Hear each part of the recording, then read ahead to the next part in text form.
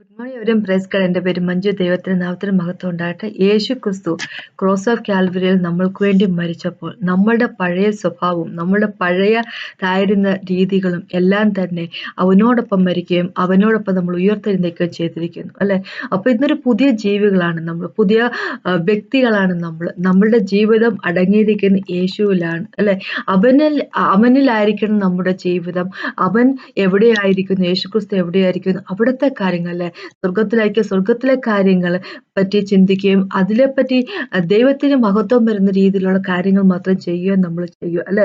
ഈ ലോകത്തുള്ള പലരും സെയ്റ്റന്റെ വെസൽസ് ആയിട്ട്, അവരുടെ സെയ്റ്റന്റെ കയ്യിലെ എന്താ പറയുക ഇൻസ്ട്രുമെന്റ്സ് ആയിട്ട് അവര് ദൈവത്തിന്റെ മക്കളെ ദൈവത്തിൽ നിന്ന് എന്താ പറയാ ദൈവം നമ്മൾക്ക് തന്നിരിക്കുന്ന ഡോക്ടറിൽ നിന്നെല്ലാം നമ്മളെ മാറ്റിക്കൊണ്ട് പോകുന്നതിനായിട്ട് വളരെയധികം ശ്രമിക്കുന്നുണ്ട്.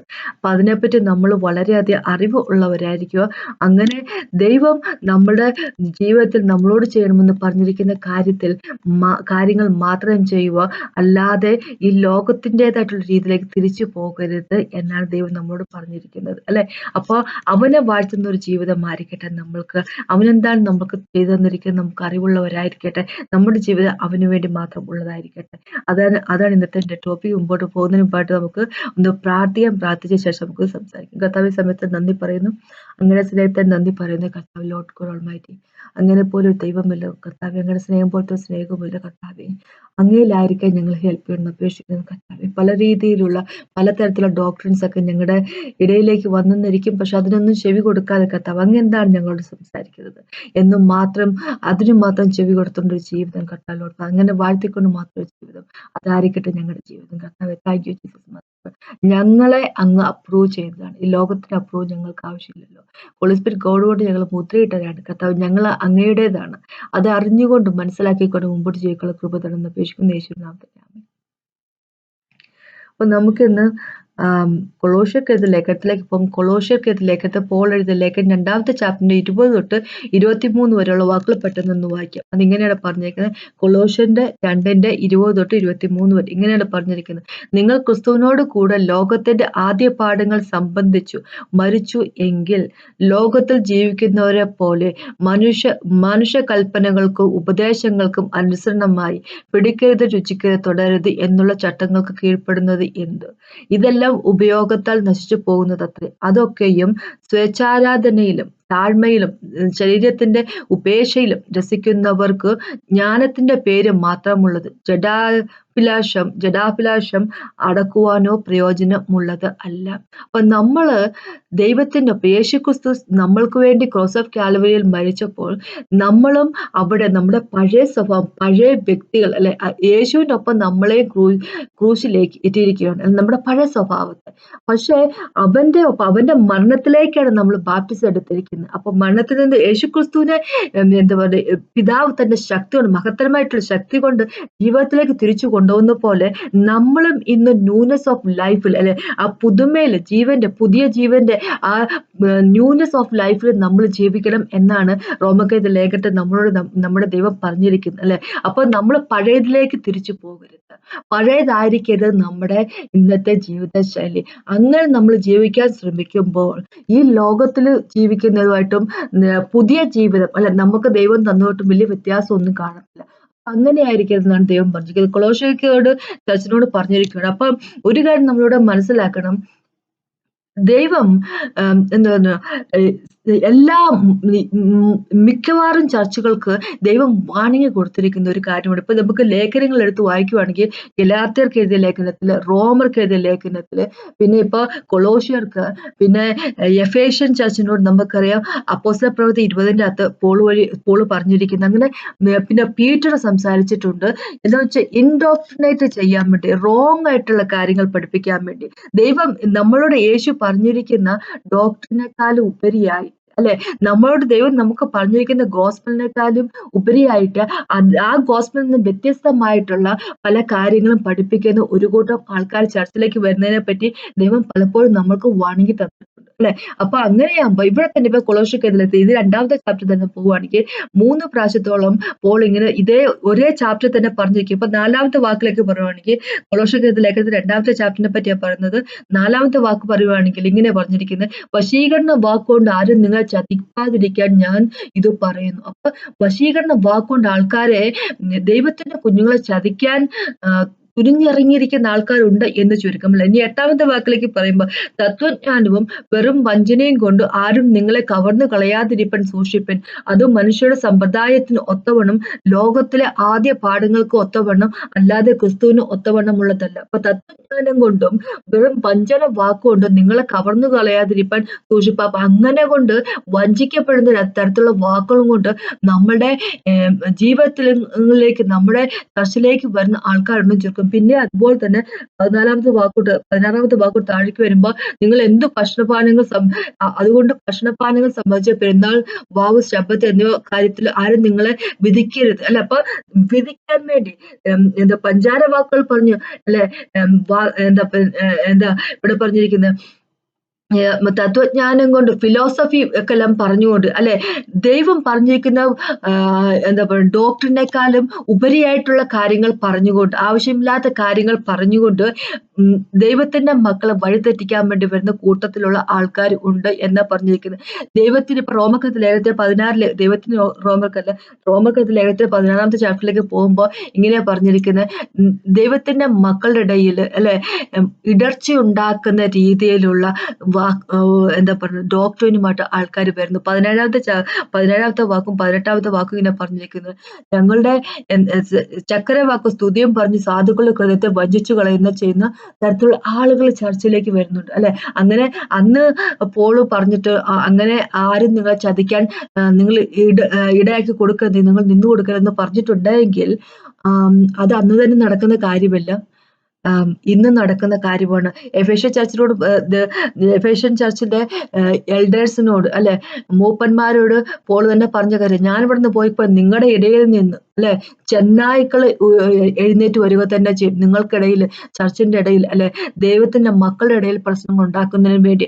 അങ്ങനെ പ്രശ്നങ്ങൾ ഉണ്ടാക്കുന്നവർ ഒരുപാട് പേരുണ്ടായിരുന്നു. ഇവിടെ അതുപോലെ തന്നെ പ്രശ്നങ്ങൾ ഉണ്ടാക്കിയിരിക്കുകയാണ്. അപ്പൊ കൊളോഷ്യൻ ചർച്ച് ഒരുപക്ഷെ അതിലേക്കൊന്ന് വീണ്ടും പോയിട്ടുണ്ടായിരിക്കും. അതുകൊണ്ടാണ് ഇങ്ങനെ പറഞ്ഞിരിക്കുന്നത്, നിങ്ങൾ ക്രിസ്തുവിനോട് കൂടെ ലോകത്തിന്റെ ആദ്യപാഠങ്ങൾ സംബന്ധിച്ച് മരിച്ചവരെങ്കിൽ പിന്നെ ലോകത്തിൽ ജീവിക്കുന്നവരെ പോലെ എന്തിനാണ് നിങ്ങൾ ജീവിക്കുന്നത് അല്ലെ?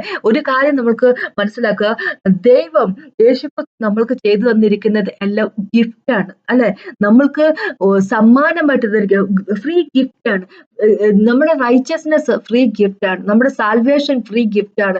ദൈവത്തിൽ നിന്ന് യേശുവിന്റെ മരണം കൊണ്ട് നമ്മൾക്ക് എന്തൊക്കെ നേട്ടം ഉണ്ടായിരിക്കുന്നോ അതെല്ലാം ഫ്രീ ഗിഫ്റ്റ് ആണ് നമുക്ക് അല്ലെ? നമ്മളോട് ദൈവം പറഞ്ഞിരിക്കുന്ന കാര്യം എന്താണ്? നമ്മള് യേശുവിന്റെ മനസ്സാൽ നമ്മൾ വിശ്വസിക്കുക അല്ലെ? നമ്മളുടെ മനസ്സിൽ നമ്മൾ വിശ്വസിക്കുക പിതാവ് തന്റെ പുത്രനെ മരണത്തിൽ നിന്ന് ഉയർത്തെഴുന്നേൽപ്പിച്ചിരിക്കുന്നു എന്ന് നമ്മൾ വിശ്വസിക്കുക. നമ്മുടെ വാഗൊണ്ട് ഏറ്റു പറയുക അവനാണ് ലോർഡ് എന്നുള്ള, അവനാണ് യജമാനൻ മാസ്റ്റർ എന്നുള്ള കാര്യം നമ്മൾ നമ്മുടെ വാഗൊണ്ട് ഏറ്റു പറയുകയാണെങ്കിൽ എന്ത് പറ്റും നമുക്ക്? നമ്മൾ രക്ഷയിലേക്കാണ് നമ്മൾ പോകുന്നത് അല്ലെ? അതാണ് രക്ഷ എന്നാണ് ദൈവം പറഞ്ഞിരിക്കുന്നത്. അപ്പൊ യേശുവിലായിരിക്കും എന്നുള്ളതാണ് രക്ഷ. അതിനെ വിശ്വസിക്കുക എന്നുള്ളതാണ് രക്ഷ. അത് നമ്മൾക്ക് കിട്ടിയിരിക്കുന്നത് ദൈവം തന്നിരിക്കുന്നത് നമ്മുടെ പ്രവൃത്തി കൊണ്ടല്ല അല്ലെ? രക്ഷ എന്ന് പറയുന്നത് ഫെയ്ത്ത് വഴി ദൈവത്തിന്റെ ഗ്രേസ് ആണ് നമ്മുടെ ജീവിതത്തിലേക്ക് വന്നത്. ദൈവം നമ്മൾക്ക് തന്നിരിക്കുന്ന ഗ്രേസ് ആണ്, അവന്റെ മരണമാണ്. 5ാമത്തെ ചാപ്റ്റർ റോമക്കത്ത് ലേഖനത്തിൽ 5ാമത്തെ ചാപ്റ്റർ പറഞ്ഞിരിക്കുക, അവന്റെ മരണം കൊണ്ടാണ് നമ്മൾ ഇന്നായിരിക്കുന്ന ഗ്രേസിലേക്ക് നമുക്ക് ആക്സസ് കിട്ടിയിരിക്കുന്നത്. നമുക്ക് ഇന്നായിരിക്കുന്ന നമ്മുടെ ജീവിതത്തിൽ ദൈവം നമുക്ക് തന്നിരിക്കുന്ന ദൈവത്തിന്റെ ഗ്രേസ്, കൃപ, ആ കൃപയിലേക്ക് നമുക്ക് എൻ്റർ ചെയ്യാൻ സാധിച്ചത് തന്നെ അല്ലെ? ആ കൃപ നമുക്ക് കിട്ടിയത് തന്നെ യേശു ക്രിസ്തുവിന്റെ മരണം കൊണ്ട്, രക്തം കൊണ്ട് നമുക്ക് സാധിച്ചിരിക്കുന്നു. അങ്ങനെയാകുമ്പോൾ നമ്മളൊന്നും ചെയ്തുകൊണ്ടല്ല നമുക്ക് അല്ലെ? ദൈവത്തിന്റെ കൃപയ്ക്ക് നമ്മൾ പാത്രങ്ങളായിരിക്കുന്നത് ദൈവം നമുക്ക് തന്നിരിക്കുന്ന ഒരു കൃപയാണ്. ദൈവം സ്വന്തം മകനെയാണ് നമ്മൾ വഴി കാണുന്നത് എന്ന് വെച്ച് കഴിഞ്ഞാല് നമുക്കറിയാം ഇങ്ങനെ പറഞ്ഞിരിക്കുന്നത്, നമ്മൾ യേശുവിനെ വിശ്വസിച്ചുകൊണ്ട് നമ്മൾ ബാപ്റ്റിസം എടുക്കുന്ന ആൾക്കാരെല്ലാവരും നമ്മൾ ദൈവത്തിലായിരിക്കുന്ന മനുഷ്യര് നമ്മൾ യേശു ക്രിസ്തുവിനെയാണ് നമ്മൾ വസ്ത്രം പോലെ ധരിക്കുന്നത് അല്ലെ? അപ്പൊ പിതാവ് നമ്മൾ മുഖത്തേക്ക് നോക്കുമ്പോ നമ്മളെ കാണുന്നില്ല, പുത്രനെ കാണുന്നുള്ളൂ അല്ലെ? അപ്പൊ നമ്മളെ കാണുവാണെങ്കിൽ നമ്മുടെ പാപങ്ങൾ മൊത്തം കാണും. അപ്പൊ ദൈവത്തിന് നമ്മളെ അനുഗ്രഹിക്കാൻ സാധിക്കത്തില്ല. കാരണം പാപങ്ങൾ നമ്മൾ ദൈവത്തിൽ നിന്ന് അകറ്റുകയാ ചെയ്യുന്നത്. പക്ഷെ ദൈവം നമ്മളിലേക്ക് നോക്കും തന്റെ പുത്രനെയാണ് കാണുന്നത്. അല്ലെ? പുത്രനെ കാണുമ്പോ ആ ദൈവം തന്റെ പുത്രനെ അനുഗ്രഹിക്കുന്നത്. അല്ലെ? നമ്മുടെ ഉള്ളിൽ വസിക്കുന്ന പുത്രനാണ് വർക്ക് ചെയ്യുന്നത്. നമ്മുടെ ഉള്ളിൽ വസിക്കുന്ന പുത്രനപ്പൊ ഹോളി സ്പിരിറ്റ് ഗോഡല്ലേ വസിപ്പിച്ചിരിക്കുന്നത്. ഹോളി സ്പിരിറ്റ് ഗോഡും പുത്രനും പിതാവും എല്ലാം അവരെല്ലാം ഒന്ന് തന്നെയാണല്ലോ അല്ലെ? അപ്പൊ നമ്മുടെ ഉള്ളിൽ വസിക്കുന്ന യേശുക്രിസ്തുവാണ് നമ്മൾക്ക് നമ്മളെ പിതാവിന്റെ അടുത്തേക്ക് നമ്മളെ പിന്നെയും പിന്നെയും കൊണ്ടുവരുന്നതിനുള്ള കാരണം അല്ലെ? അപ്പൊ നമ്മളൊന്നും ചെയ്തുകൊണ്ടല്ല. പക്ഷെ ഇവിടെ ഇങ്ങനെ ദൈവ കുഞ്ഞുങ്ങളെ റോങ് ആയിട്ടുള്ള രീതിയിൽ നടത്തുന്നതിന് വേണ്ടിയുള്ള റോങ് ആയിട്ടുള്ള ഡോക്ടറിനുമായിട്ട് എൻ്റർ ചെയ്തിരിക്കുന്ന ആൾക്കാര് ഇവരെ കൊണ്ടും പിന്നെയും കാര്യങ്ങൾ ഇങ്ങനെ ചെയ്യിപ്പിക്കുകയാണ് ചെയ്യുന്നത് അല്ലെ? ഇവിടെ 21ാമത്തെ വാക്ക് പറഞ്ഞിരിക്കുന്നത് മനുഷ്യ കൽപ്പനയ്ക്ക് ഉപദേശങ്ങൾക്കും അനുസരണമായി പിടിക്കരുത്, രുചിക്കരുത്, തൊടരുത് എന്നുള്ള ചട്ടങ്ങൾക്ക് കീഴ്പ്പെടുന്ന എന്തുകൊണ്ട് അല്ലെ? അപ്പൊ നിങ്ങൾ ഇത് ചെയ്യണം, അത് ചെയ്യരുത്, ഇങ്ങനെ രീതി ചെയ്യണം, അങ്ങനെ രീതി ചെയ്യണം, ഓരോ കാര്യം നമ്മളിപ്പോഴേ ഇപ്പോഴത്തെ ചർച്ചകളൊക്കെ എടുത്ത് നോക്കിക്കഴിഞ്ഞാൽ പല കാര്യങ്ങൾ നമ്മൾ കാണുന്നു അല്ലെ? പല എന്താ പറയുക വസ്ത്രങ്ങൾ ഇങ്ങനെ തരത്തിലുള്ള വസ്ത്രങ്ങൾ വെള്ള വസ്ത്രം മാത്രമേ എന്താ പറയുക ധരിക്കാവുള്ളൂ, ആഭരണങ്ങൾ ഇടരുത്, അത് ഇത് ചെയ്യരുത്, അതൊന്നും എന്താ അതുകൊണ്ട് അല്ല ശരിക്കും പറഞ്ഞാൽ. ഇപ്പൊ ഞാൻ ഇത് പറഞ്ഞു കഴിയുമ്പോൾ ആൾക്കാർക്ക് വളരെയധികം ബുദ്ധിമുട്ടുണ്ടാക്കുന്ന ഒരു കാര്യം. പക്ഷെ ഒരു കാര്യം നമ്മൾ എപ്പോഴും മനസ്സിലാക്കുക, അതുകൊണ്ടൊന്നും അല്ല ദൈവം നമ്മളെ സ്വീകരിച്ചത് അല്ലെ? നമ്മളെ പ്രവൃത്തി കൊണ്ടല്ല നമ്മളെ ദൈവം സ്വീകരിച്ചത്. അത് അവന്റെ മനസ്സാണ്. നമ്മൾക്ക് ദൈവം നമ്മളെ അനുഗ്രഹിക്കുന്നത് അത് അവന്റെ മനസ്സുകൊണ്ടാണ്. നമ്മൾ കൈത്ത് കൊടുക്കുന്നോണ്ടല്ല ദൈവം നമ്മളെ അനുഗ്രഹിക്കുന്നത് അല്ലെ?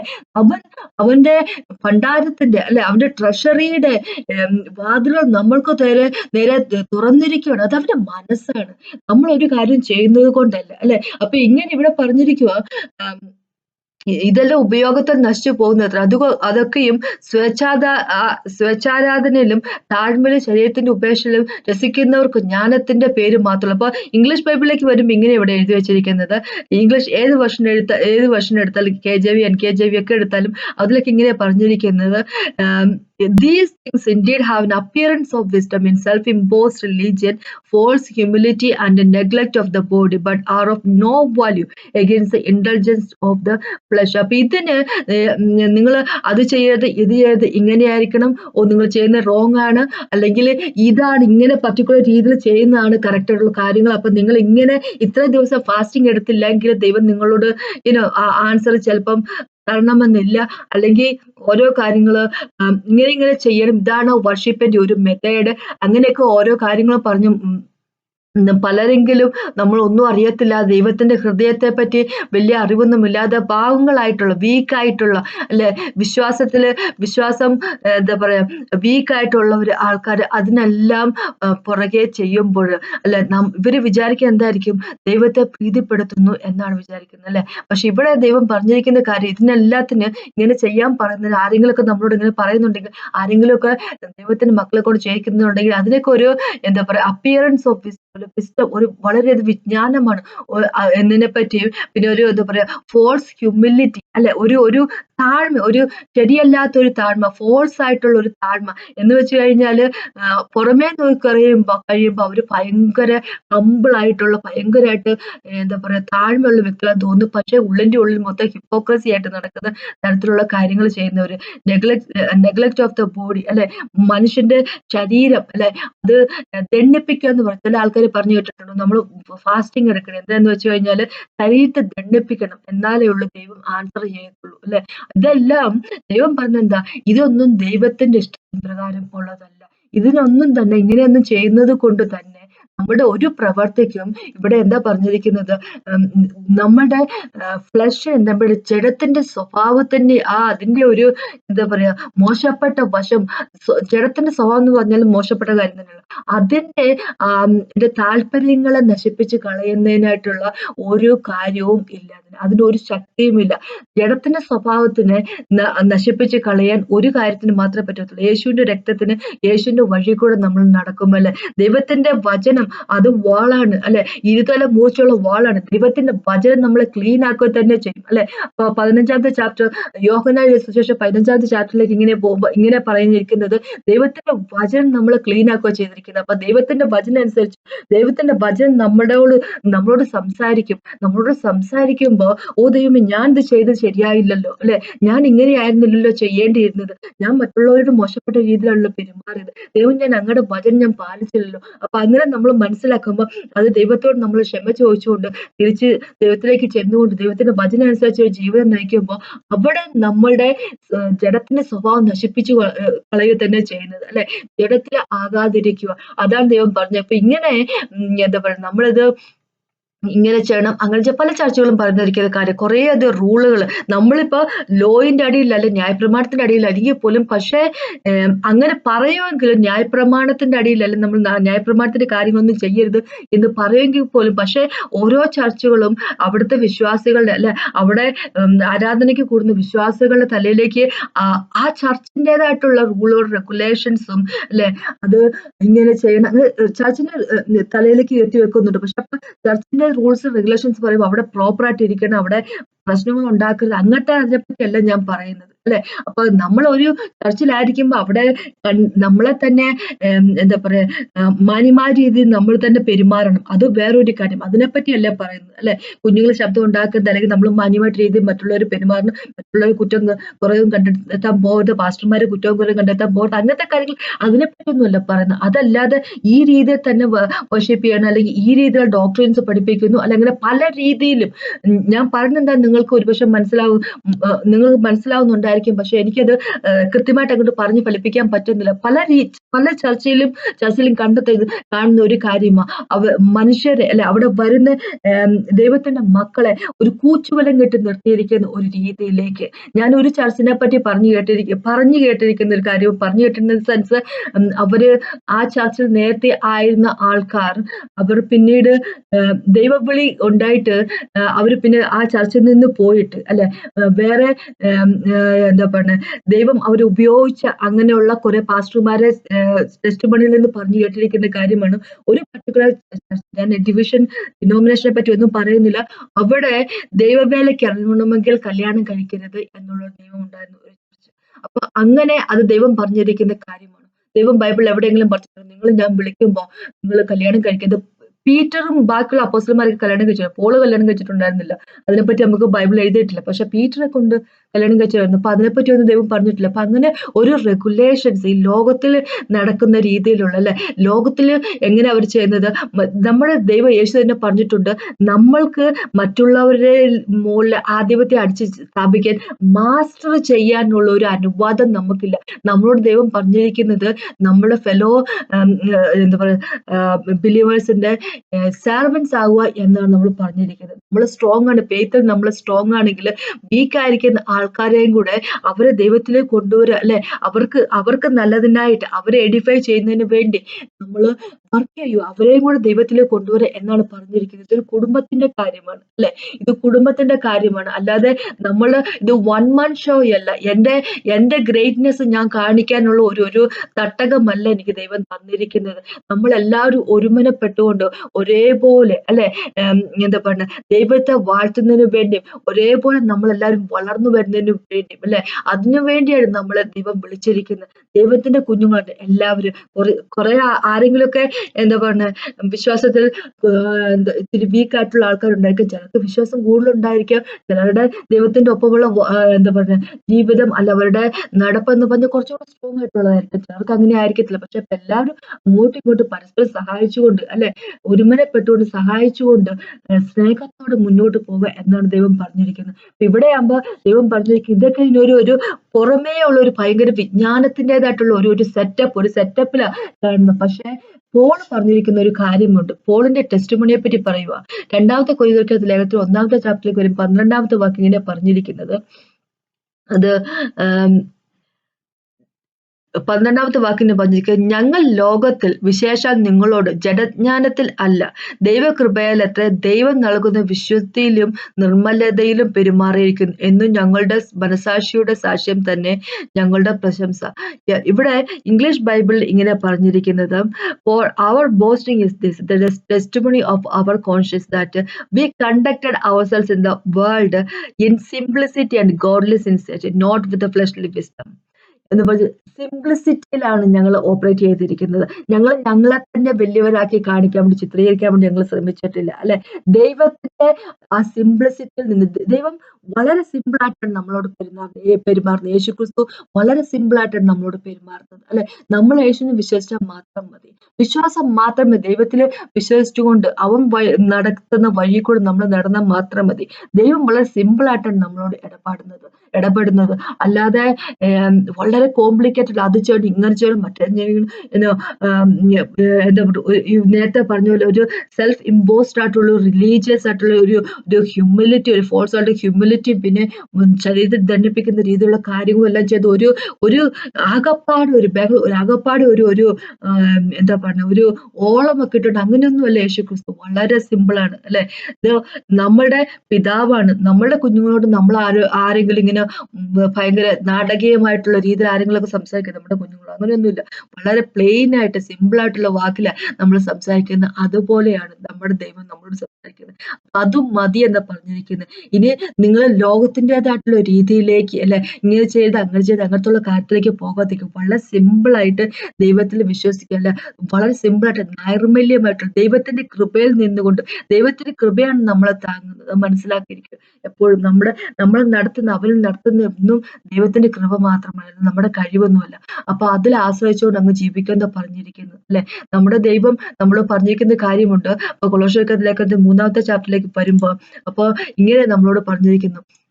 നമ്മള് എന്താ പറയാ, ഇപ്പൊ 2ാമത്തെ ചാപ്റ്ററിൽ നമ്മൾ 20ാമത്തെ വാക്കിന് പറഞ്ഞിരിക്കുന്നത്, നിങ്ങൾ ക്രിസ്തുവിനോട് കൂടെ ലോകത്തിന്റെ ആദ്യപാഠങ്ങൾ സംബന്ധിച്ച് മരിച്ചുവെങ്കിൽ ലോകത്തിൽ ജീവിക്കുന്നവരെ പോലെ മനുഷ്യകൽപ്പനയ്ക്കും ഉപദേശങ്ങൾക്കും അനുസരണമായി ഓരോ കാര്യങ്ങൾ ചെയ്യാന്ന് പറഞ്ഞിരിക്കുക. പക്ഷേ നമ്മൾ യേശുവിനോടൊപ്പം മരിച്ചുവെങ്കിൽ നമ്മളോട് ചെയ്യണം എന്ന് പറഞ്ഞിരിക്കുന്ന കാര്യം കൊളോസ്യർക്കെതിരെ ലേഖനത്തിൽ 3ാമത്തെ ചാപ്റ്ററിൽ തന്നെ പറഞ്ഞിട്ടുണ്ട്. 1 തൊട്ട് 4 വരെയുള്ള വാക്കുകൾ ഇങ്ങനെ പറഞ്ഞിരിക്കുന്നു, ആകയാൽ നിങ്ങൾ ക്രിസ്തുവിനോട് കൂടി ഉയർത്തെഴുന്നേറ്റിട്ടുണ്ട് എങ്കിൽ, അല്ലെ? നേരത്തെ പറഞ്ഞ് നിങ്ങൾ ക്രിസ്തുവിനോടൊപ്പം മരിച്ചവരാണെങ്കിൽ, അല്ലെ, ചെയ്യരുതാത്ത കാര്യങ്ങളെ പറ്റി പറഞ്ഞു. മരിച്ചു കഴിയുമ്പോൾ നമ്മുടെ പഴയ സ്വഭാവം കഴിഞ്ഞുപോയി, അല്ലെ? ഇനി അതിനെപ്പറ്റി നമ്മൾ ചിന്തിച്ചിട്ട് കാര്യമില്ല. പഴയ കാര്യങ്ങളിലേക്ക് നമ്മൾ തിരിച്ചു പോകരുത്. ഇനിയിപ്പോ 3ാമത്തെ ചാപ്റ്ററിൽ പറഞ്ഞിരിക്കുന്നത് നിങ്ങൾ ഉയർത്തെഴുന്നേറ്റവരാണ്, അല്ലെ? ഉയർത്തെഴുന്നേറ്റവരാണെങ്കിൽ നിങ്ങൾ യേശുവിനോട് കൂടെ, കർത്താവിനോട് കൂടി ഉയർത്തെഴുന്നേറ്റിരിക്കുന്നു എങ്കിൽ ക്രിസ്തു ദൈവത്തിന്റെ വലതുഭാഗത്ത് ഇരിക്കുന്നിടമായ ഉയരത്തിലുള്ളത് അന്വേഷിപ്പിൻ, ഭൂമിയിലുള്ളതല്ല ഉയരത്തിലുള്ളത് തന്നെ ചിന്തിപ്പിൻ. നിങ്ങൾ മരിച്ച നിങ്ങളുടെ ജീവൻ ക്രിസ്തുവിനോട് കൂടെ ദൈവത്തിൽ മറിഞ്ഞിരിക്കുന്നു. നമ്മുടെ ജീവനായ ക്രിസ്തു വെളിപ്പെടുമ്പോൾ നിങ്ങളും അവനോടുകൂടെ തേജസ്സിൽ വെളിപ്പെടുന്നു. അപ്പൊ നമ്മള് ദൈവത്തിന്റെ യേശുവിന്റെ മരണത്തിലേക്ക് നമ്മൾ മരിച്ചവരാണെങ്കിൽ, പക്ഷെ ഈ ലോകത്തിന്റെ രീതിയിലുള്ള കാര്യങ്ങൾ, അല്ലെ, ആരൊക്കെ നമ്മളെ വന്ന് ഡോക്ടർ ചെയ്ത് നമ്മളെ മാറ്റാൻ വേണ്ടി ശ്രമിച്ചെന്ന് പറഞ്ഞാലും അവര് പറയുന്ന പോലെ അവരുടെ റെഗുലേഷൻ, അവരുടെ റൂൾസും വെച്ച് ലോയും വെച്ചിട്ട് ആ രീതിയിൽ പോകാതിരിക്കുക. പിന്നെ 3ാമത്തെ ചാപ്റ്ററിലേക്ക് പറഞ്ഞിരിക്കുന്നത് എന്താന്ന് വെച്ച് കഴിഞ്ഞാൽ, നിങ്ങൾ യേശുവിന്റെ ഒപ്പം ഉയർത്തെഴുന്നേറ്റവരാണെങ്കിൽ, നമ്മളെല്ലാവരും ഉയർത്തെഴുന്നേറ്റവരാണ്, അല്ലെ? അപ്പോ യേശുവിന്റെ ഒപ്പം ദൈവം, യേശു എവിടെയായിരിക്കുന്നത്? സ്വർഗത്തിലാണ്. സ്വർഗത്തില് അവിടുത്തെ കാര്യങ്ങളെ പറ്റി അന്വേഷിക്കുക എന്ന് വെച്ച് കഴിഞ്ഞാൽ സ്വർഗത്തിന്റെ റൂൾ അനുസരിച്ച് ജീവിക്കുക, അല്ലെ? സ്വർഗത്തിന് എങ്ങനെയുള്ള രീതിയിലുള്ള നമ്മുടെ നടപ്പാണ് ഇഷ്ടം എന്നുള്ളതിനെ പറ്റി നമ്മൾ ചിന്തിക്കുക, അതനുസരിച്ച് നമ്മൾ ജീവിക്കുക. ഇവിടെ ഇപ്പൊ ഈ 3ാമത്തെ ചാപ്റ്ററിലേക്ക്, കൊളോസ്യർക്കെതിരെ ലേഖനത്തിൽ 3ാമത്തെ ചാപ്റ്ററിലേക്ക് വരുമ്പോൾ ദൈവം വളരെ കൃത്യമായിട്ട് പറഞ്ഞിട്ടുണ്ട് എന്റെ മക്കള് എങ്ങനെയുള്ള ജീവിതമായിരിക്കണം ജീവിക്കുന്നുള്ളത്, അല്ലെ? നമ്മുടെ അപ്പൊ ദൈവത്തിന്റെ ഒപ്പം ആയിരിക്കുന്നു എന്ന് പറയുമ്പോൾ നമുക്കറിയാം, എഫെസ്യർക്കെതിരെ ലേഖനത്തിലൊക്കെ ഇങ്ങനെ പറഞ്ഞിരിക്കുന്നത്, നമ്മൾ ഒരു കാലത്ത് നമ്മുടെ പാപത്തിൽ മരിച്ചവരായിരുന്നു നമ്മളെ ദൈവത്തിന്റെ ഒപ്പം, യേശുവിന്റെ ഒപ്പം ഉയർത്തെഴുന്നേൽപ്പിച്ച് അവനോടൊപ്പം സ്വർഗത്തിന്റെ റിലംസിൽ നമ്മൾ ഇരുത്തിയിരിക്കുന്നു പറഞ്ഞു. അത് ഇരുത്തിയിരിക്കുന്നു എന്ന് പറഞ്ഞത് ആരെ പറ്റിയെന്ന് പറഞ്ഞാൽ നമ്മുടെ ഫിസിക്കൽ ഈ ബോഡിയെ പറ്റിയല്ല, നമ്മുടെ ജഡത്തെ പറ്റിയല്ല പറഞ്ഞത്. ജഡമുണ്ട്, ജഡത്തിന് സ്വഭാവമുണ്ട്. ജഡത്തിന് സ്വഭാവം മോശമാണ്. ജഡം എന്ന് പറഞ്ഞാൽ നമ്മുടെ ശരീരം. അപ്പൊ അതിനെ പറ്റിയല്ല പറഞ്ഞത്, നമ്മുടെ ശരീരത്തെ പറ്റിയല്ല പറഞ്ഞത്, നമ്മുടെ ആത്മാവാണ്, അല്ലെ? നമ്മുടെ സ്പിരിറ്റ് ആണ് യേശുവിന്റെ ഒപ്പം ഉള്ളത്. അപ്പൊ നമ്മുടെ ശരീരം ഈ ലോകത്തിലുള്ളു. അപ്പൊ അങ്ങനെയാകുമ്പോ ഇവിടെ ഈ എന്താ പറയാ കൊളോസ്യർക്കെഴുതിയ ലേഖനത്തിൽ 3-ാമത്തെ ചാപ്റ്റർ 5-ാമത്തെ വാക്കോട്ട് ഇങ്ങനെ വായിക്കും, ഇങ്ങനെ പറഞ്ഞിരിക്കുന്നത് ദുർനടപ്പ്, അശുദ്ധി, അതിരാഗവും ദുർമോഹവും അങ്ങനെയുള്ള കാര്യങ്ങളൊന്നും വളരെ ഒരുപാട് കാര്യത്തെപ്പറ്റി ദൈവം പറഞ്ഞിട്ട് ആ ഒരു രീതിയിലേക്ക് പോകാതെ, പഴയ കാര്യങ്ങളിലേക്ക് പോകാതെ, പക്ഷെ ദൈവത്തിന് ഇഷ്ടമുള്ള രീതിയിൽ ആയിരിക്കും അല്ലെ. എന്താ പറയുക, ടെൻഡർ ഹാർട്ടഡ് ആയിരിക്കുക, കമ്പാഷനേറ്റ് ആയിരിക്കുക, അങ്ങനെ എന്താ പറയാ ദൈവത്തിന് ഇഷ്ടമുള്ള, ദൈവത്തിന്റെ അന്യോന്യം പൊറുക്കുന്നവരോടും അവനോട് എന്താ ഇങ്ങനെ പറഞ്ഞിരിക്കുന്നത്. അതുകൊണ്ട് ദൈവത്തിന്റെ വൃദ്ധന്മാരും വിശുദ്ധന്മാരും പ്രിയരുമായി മനസ്സലിവ്, ദയ, താഴ്മ, സൗമ്യത, ദീർഘക്ഷമ എന്നിവ ധരിച്ചുകൊണ്ട് അന്യോന്യം പൊറുക്കുകയും ഒരുവന് വഴക്കുണ്ടായി തമ്മിൽ ക്ഷമിക്കുകയും ചെയ്യും. എല്ലാത്തിനും ഈ സമ്പൂർണ്ണതയുടെ ബന്ധമായ സ്നേഹം ധരിപ്പിക്കും. ക്രിസ്തുവിന്റെ സമാധാനം നിങ്ങളുടെ ഹൃദയത്തിൽ വാഴട്ടെ. അപ്പൊ അങ്ങനത്തെ ഒരു ജീവിതത്തെ പറ്റിയാണ് നമ്മുടെ ദൈവം നമ്മോട് പറഞ്ഞിരിക്കുന്നത്. അപ്പൊ ഒരു കാര്യം നമ്മൾ എപ്പോഴും മനസ്സിലാക്കുക, നമ്മളെ ദൈവത്തിന്റെ മക്കളെ വഴിതെറ്റിക്കണം എന്നുള്ള ചിന്തയോട് കൂടി വളരെ ആൾക്കാരുണ്ട്. അവര് പിശാചിന്റെ എന്താ പറയാ കയ്യിലെ ഇൻസ്ട്രുമെന്റ്സ് ആണ്. നമ്മളെ പലരും പാസ്റ്റർമാരുടെ രീതിയിലും ഒക്കെ ഉണ്ട്, നമ്മളുടെ ഇടയിൽ ഉണ്ട്, ദൈവത്തിന്റെ മക്കൾ ചർച്ചകളിൽ ഉണ്ട് എന്ന് മനസ്സിലാക്കുക. ഇപ്പൊ നമ്മൾ വെസ്റ്റേൺ വേൾഡിലേക്ക് പോകുമ്പോൾ നമ്മൾ കാണുന്ന കാഴ്ച, പല പാസ്റ്റർമാരും എന്താ പറയാ സ്വവർഗ കല്യാണമൊക്കെ എന്താ പറയുക അനുവദിച്ചു കൊടുക്കുകയും അവര് തന്നെ അത് ചെയ്യുകയും അങ്ങനെ പല രീതിയിലുള്ള കാര്യങ്ങൾ സപ്പോർട്ട് ചെയ്തു കൊടുക്കുകയും അങ്ങനെ ആ ഒരു ജീവിത ശൈലിയിൽ ആയിരിക്കുകയും ഒക്കെ ചെയ്യുന്ന ഒരുപാട് കാര്യങ്ങൾ നമ്മൾ കാണുന്നുണ്ട്. അവരെല്ലാം ചെയ്യുന്ന ഒരു കാര്യം എന്താന്ന് വെച്ച് കഴിഞ്ഞാല് ദൈവത്തിന്റെ മക്കളെ ദൈവത്തിൽ നിന്ന് കളയാൻ വേണ്ടി, എടുത്തുകൊണ്ട് പോകാൻ വേണ്ടി അല്ലെ അവർ ശ്രമിച്ചുകൊണ്ടിരിക്കും. പക്ഷെ അത് ഒരിക്കൽ പോലും നടക്കത്തില്ല. അത് വേറെ കാര്യം. നമ്മുടെ മനസ്സിലേക്ക് ആവശ്യമില്ലാത്ത രീതിയിലുള്ള ഡോക്ട്രിൻസ് എല്ലാം കൂടെ അല്ലെ നമ്മുടെ തലയിലേക്ക് കുത്തി നിറയ്ക്കാനുള്ള ശ്രമം നടത്തിക്കൊണ്ടിരിക്കുക. അപ്പൊ അതിനെപ്പറ്റി നമ്മൾ അറിവുള്ളവരായിരിക്കുക. ഈ ലോകത്തിൻ്റെതായിട്ടുള്ള രീതിയിൽ നമ്മൾ ജീവിക്കാതിരിക്കുക. യേശു എവിടെയാണോ അതിനെപ്പറ്റി ചിന്തിച്ചുകൊണ്ട് അതിനെപ്പറ്റി അന്വേഷിച്ച് യേശു ഇരിക്കുന്ന സ്ഥലത്ത് അല്ലെ സ്വർഗത്തിലെ ആ റൂൾ അനുസരിച്ച് അവിടുത്തെ കീഴ്വഴക്കങ്ങൾ അനുസരിച്ചുള്ളൊരു ജീവിതം ആയിരിക്കട്ടെ നമ്മൾ ജീവിക്കുന്നത്. അതിനെപ്പറ്റിയാണ് യേശു പറയുന്നത്. അപ്പൊ നമുക്ക് അതായിരിക്കട്ടെ നമ്മുടെ ജീവിതത്തിൽ ശൈലി അല്ലെ. അപ്പൊ അതാണ് എനിക്ക് പറയാനുള്ളത്. അപ്പൊ ഒന്ന് പ്രാർത്ഥിച്ചുകൊണ്ട് നിർത്താം. കർത്താവേ, സമയത്ത് നന്ദി പറയുന്നു. തങ്ങളുടെ സ്നേഹത്തിന് നന്ദി പറയുന്നു. കർത്താവ്, ലോർഡ് ഫാദർ ഗോഡ്, കർത്താവ് ഞങ്ങൾക്ക് അങ്ങേനെ അനുസരിച്ചുകൊണ്ട് അങ്ങ് എവിടെയായിരിക്കുന്നത് സ്വർഗത്തിലെ കർത്താവ് അങ്ങ് പിതാവിന്റെ വലംഭാഗത്ത് ഇരിക്കുന്ന കർത്താവ് അവിടുത്തെ കാര്യങ്ങളെ പറ്റി അന്വേഷിക്കുന്നു. അതനുസരിച്ച് ജീവൻ നയിക്കാൻ ഉള്ള കൃപ ഞങ്ങൾക്ക് തരണമെന്ന് അപേക്ഷിക്കുന്നു. കർത്താവ്, ലോർഡ് ഫാദർ, ഞങ്ങളുടെ പഴയ വ്യക്തിയോടും കർത്താവ്, ലോർഡ് ഫാദർ ഗോഡ്, ഈ ലോകത്തോടും ഞങ്ങൾ മരിച്ചവരായിരിക്കുന്നു. കർത്താവ് അങ്ങനെ തന്നെയായിരിക്കട്ടെ. ഈ ലോകത്തിലേക്ക് പഴയ വ്യക്തി സ്വഭാവത്തിലേക്ക് ഒരു കാരണവശാൽ ഞങ്ങൾ തിരിച്ചു പോകാനുള്ളത് ഞങ്ങൾക്ക് മനസ്സ് ഉണ്ടാകാതിരിക്കട്ടെ. യേശുവിൻ നാമത്തിൽ തന്നെ ആമേ. അനുഗ്രഹിച്ചവരോട് നന്ദി പറയുന്നു. എന്റെ കേട്ടോണ്ടിരിക്കുന്ന ഓരോ വ്യക്തികളോട് പ്രാർത്ഥിക്കുന്നു, അനുഗ്രഹിക്കുന്നു, അപേക്ഷിക്കുന്നു. യേശുവിൻ നാമത്തിൽ തന്നെ ആമേ. എല്ലാ മഹത്വവും അങ്ങേക്ക് തന്നെ ഉണ്ടാകട്ടെ. നികട്ടെ നന്ദി. ദൈവത്തിനാമത്തിൽ മഹത്വം ഉണ്ടാകട്ടെ.